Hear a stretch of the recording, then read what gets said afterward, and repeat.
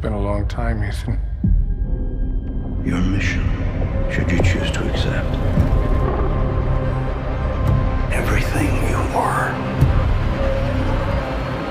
everything you've done, has come to this. I need you to trust me. Hello everyone and welcome to another movie review. I am happy that you can join me today.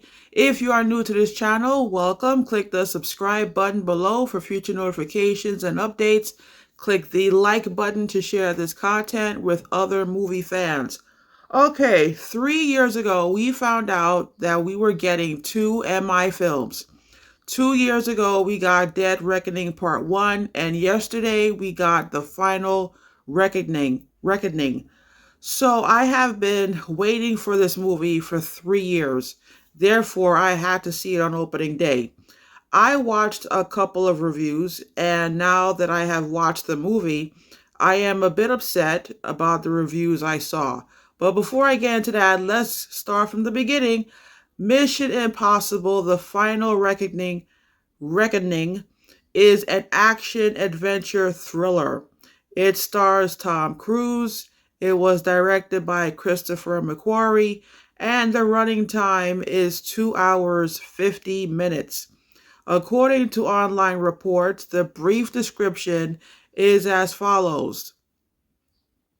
Ethan Hunt, played by Tom Cruise, and the IMF team race against time to find the entity, a rogue artificial intelligence that can destroy mankind. End quote. So, MI7, Dead Reckoning, was about Ethan Hunt and his team trying to find the key to the entity. So, the final reckoning was about finding the entity and then trying to figure out what to do with it. Do you destroy it or do you give it to someone? And if you give it to someone, who deserves to have that kind of power? And there are pros and cons to each decision. So a couple of reviews I watched mentioned that the first part of the film was a recap of the previous MI movies. Well, that's not what I saw. A character from the first MI movie came back because Ethan needs him for this mission. Next, if you have watched MI3, that movie was about finding the rabbit's foot. We never found out what the rabbit's foot was. And that movie, if I remember correctly, came out in 2006. So, in this movie, we finally learn what the rabbit's foot is. There is a reason why the first part of the movie unfolds the way it does. In one review, the person thought Dead Reckoning was too serious to be a popcorn movie after a while. Well, I disagree with that. Anyone who feels that way, they haven't been paying attention over the past 29 years. First, Ethan loses a team member in Dead Reckoning. This person was killed by the villain Gabriel. Then there is Ethan's wife. He falls in love, gets married, and realizes because of his job, he can't have a wife, and he has to keep his distance and protect her even after they get divorced. Then there is what took place in MI2.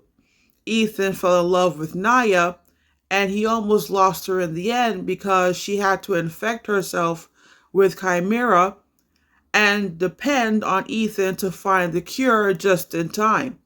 So if you actually think about it, there has always been a sad undertone to the franchise. Furthermore, in the final reckoning, Ethan had to find the original source code to the entity, which was located in a Russian submarine buried in the North Pacific. That entire submarine sequence made me realize something I was not consciously aware of before. Action adventure films is one of my favorite movie genres, and I think I love it for the same reasons other people love it. It is exciting, it's thrilling, and many times it's like riding a 2 hour roller coaster ride that helps you forget how boring and mundane real life is. Especially my life. My life is boring and mundane. But I saw The Final Reckoning on the standard screen. And a part of me was happy I did not see it at the IMAX because I would feel uneasy watching the submarine scene on an IMAX screen because it's really big. So like it would feel as though you're inside the movie. Um Watching Ethan Hunt retrieve the original source code from the buried submarine is scary as hell. Usually, I am having a fun time watching an action adventure movie, but this is probably the first time in a long time I was sitting there asking myself, who wants to be an action hero? It is a very stressful job. We have seen Ethan jump off of buildings and mountains. We've seen Ethan hang on to the wings of flying planes. Now we see Ethan trying to survive sub freezing waters in the Pacific. Who wants to be Ethan Hunt? Who wants to be James Bond?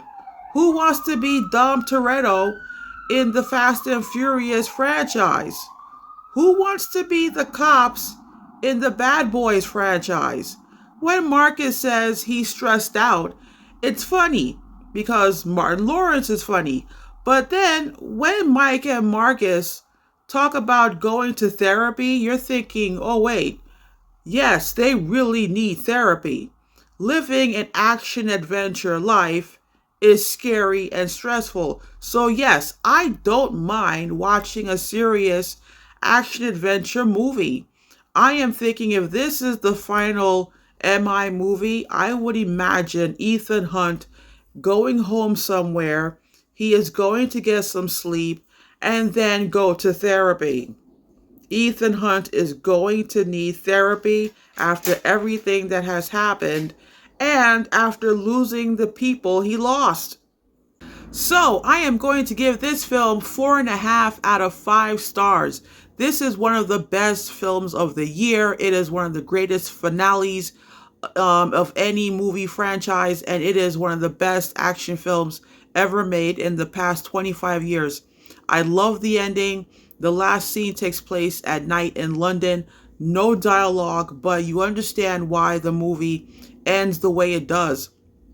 A big shout out to Tom Cruise for entertaining us with this franchise over the past 30 years.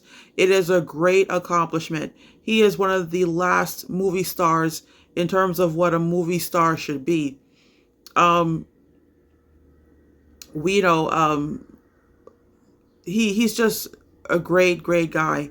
I follow him on Twitter, and he's always appreciative of the fans and always giving shout outs to the fans. And he's one of those people where he's always excited to go to the movies to support other people's movies. He's such a great guy. But anyway, when Tom is not making a movie, he disappears, and he comes back with another great film. So I'm looking forward to what Tom Cruise has in store for the fans. But yeah, he loves the fans and we love him too. So that's all for today, my friends. I will see you next time with another movie review. Until then, have fun at the movies.